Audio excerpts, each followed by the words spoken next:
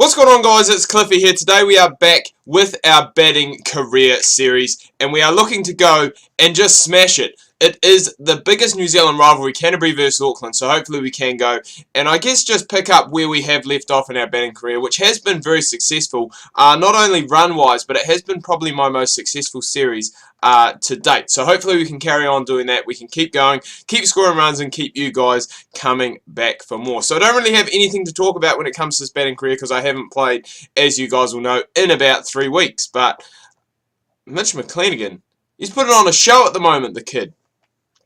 I don't know what he's doing, and I don't know why I can't play him away, but we've had 3 dot balls in a row. Hopefully it isn't going to be the be-all and end-all, but there we go. We finally get one through the covers. We are going to go and just pick up 2, so we won't get that boundary straight away, but nonetheless, a 2 gets us off the mark, and that is what we like to see.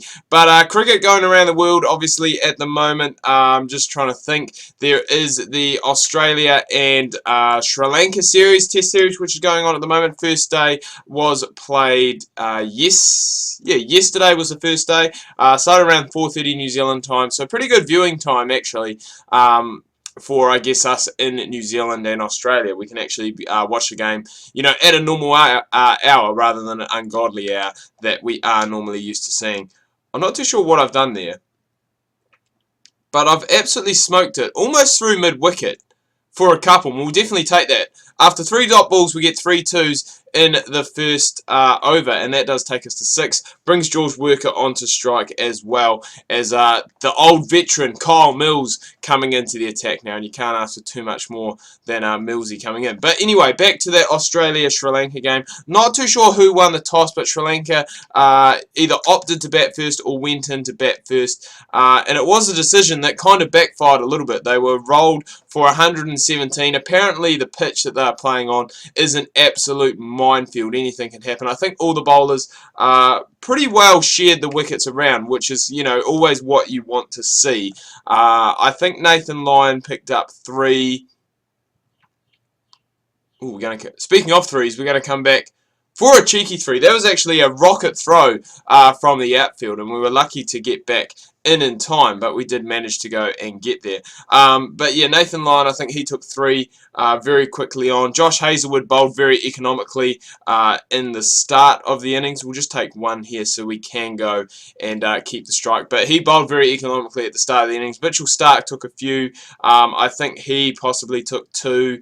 I think Steve O'Keefe took 2. And I think Josh Hazlewood took 3. So all in all, just the 4 bowlers needed. No need for Mitchell Marsh or any of the other, I guess, you know, batting all-rounders, the guys who can roll their arm over a little bit as well. I wouldn't class Mitchell Marsh as a batting all-rounder.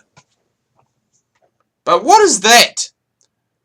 To Kyle Mills, one of the slowest players going around, we've just gone and got ourselves out very, very cheaply off the pad and into the stumps just like that. So we are not happy with that. But anyway, Sri Lanka rattled for 117. It was looking as though Australia, it was looking as though the game was going to be finished very early on in the piece. As Australia, I think, had lost both openers after the 4 over mark, which, you know, is very, very strange. Steve Smith and Khawaja did go and I guess steady the ship a little bit, as Peter Fulton has done here. He scored 100, and Tommy Latham getting 100 as well. So we've got a very good total on the board.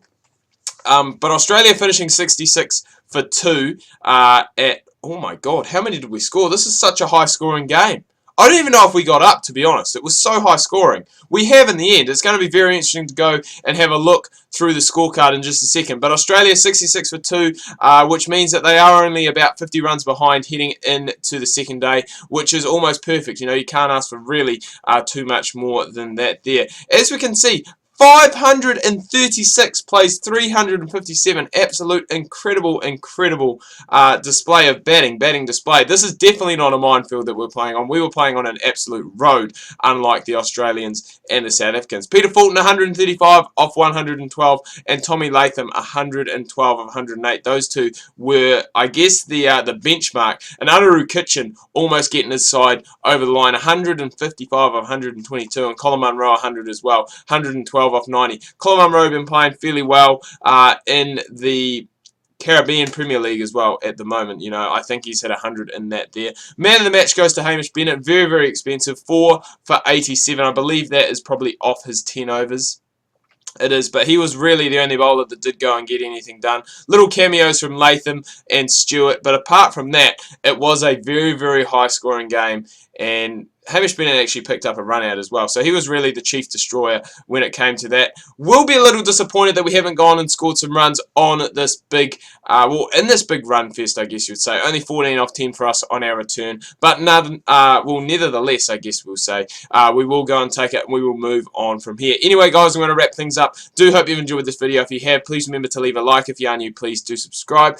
Make sure you check out my Facebook and Twitter links that can be found down below in the description. Hope you've had a good start to your week and your week's going well. Make sure you tune in tomorrow. I've got Rugby Challenge 3, 7s Be a Pro career mode coming your guys' way. Make sure you do not miss that.